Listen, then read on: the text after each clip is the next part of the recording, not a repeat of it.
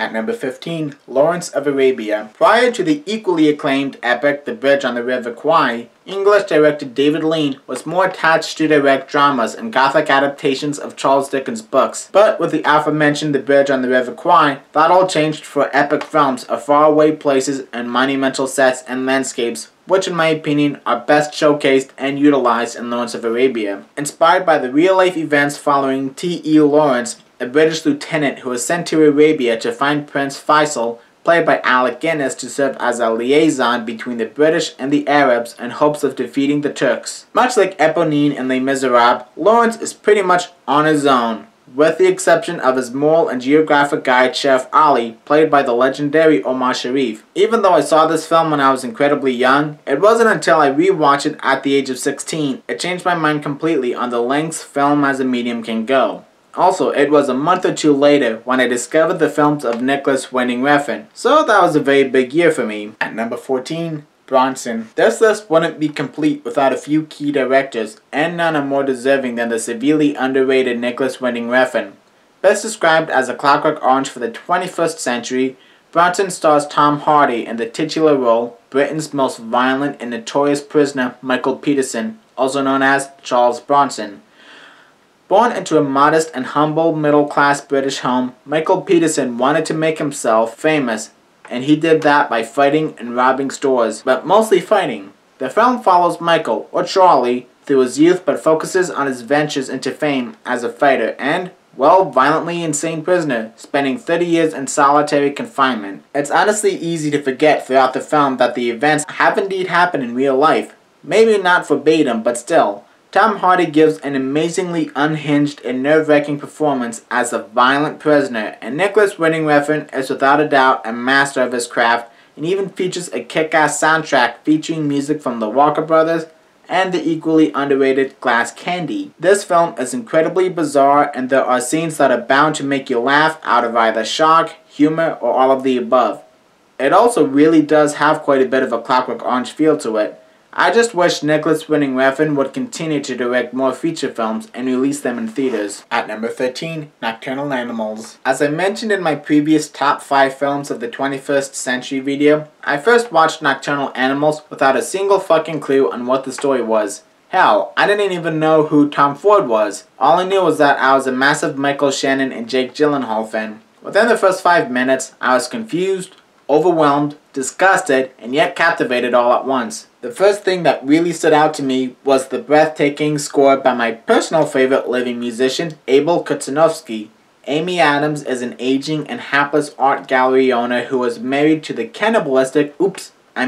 cheating Armie Hammer. One day, Susan receives a mysterious package in the mail. The new book written by her ex-boyfriend Edward Sheffield, played by Jake Gyllenhaal, in a dual role. However, this novel tells the incredibly bleak and disturbing story of a father and husband who was run off the road one night in the middle of nowhere along with his wife and daughter by a bunch of rednecks straight out of Deliverance who kidnap the wife and daughter, who are later raped and murdered. With the help of a terminally ill sheriff played by Michael Shannon, he helps the grief-stricken Tony Hastings, also played by Gyllenhaal. Incredibly disturbed by the violent and bleak content, Susan is forced to look back at her life with Edward. She, a Southern debutante college student, and Edward, a lower-class struggling writer who decided to drop out of college so he can focus on writing. The past seems to have caught up with Susan, and Edward is exacting his revenge by publishing the confronting novel, and Susan is the first to read it. Spoiler alert, Edward goes on to marry Carly Simon, and the two write the song You're So Vain.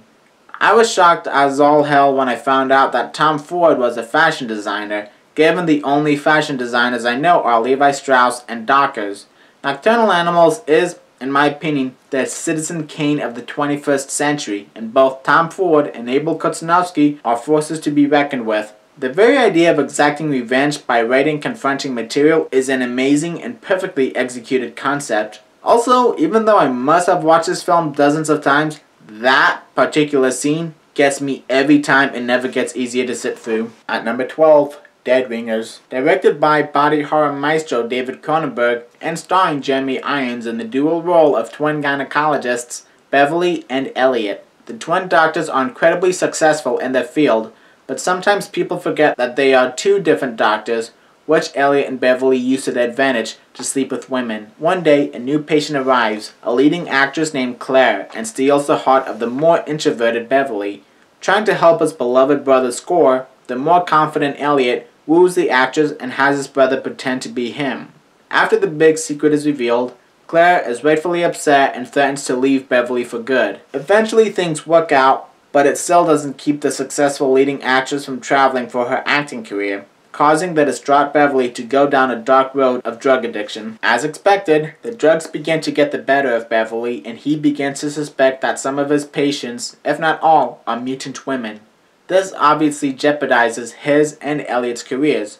David Cronenberg is an amazing storyteller and really uses the medium of film to take his ideas to a whole new level, often showcasing the complex layers and elements of a story such as The Fly and Videodrome. To be honest, when I first watched Dead Ringers, I was expecting something more along the lines of Videodrome, but was pleasantly surprised. Even though both Elliot and Beverly are played by Jeremy Irons, his performances are so convincing and complex that I get lost in the film thinking I'm watching two separate actors. Jeremy Irons approaches each role so uniquely and it pays off massively. I'm not gonna lie, every time I watch this movie, I tear up at least halfway through due to the overwhelming emotional intensity.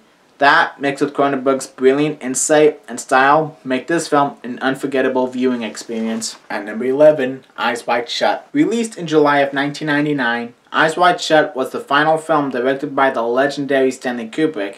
As I have mentioned in my previous Best Films of 1999 video, most film directors tend to lose their voices and originality as they continue to direct films, but for his final film starring Hollywood's greatest couple at the time, Stanley Kubrick hit the ball out of the park and gave us a surrealist nightmare that leaves anybody who watches it completely stumped in the best way possible. By the time this movie came out, his previous films such as The Shining and A Clockwork Orange were already considered classics, and 22 going on 23 years later, people are still trying to figure out which end of this snake of a film should be tackled. The entire film gives off a really trippy, dreamy vibe that never lets us go, whether it be during one of Cruise's late night walks, at the secret get-together, or even at a crowded party.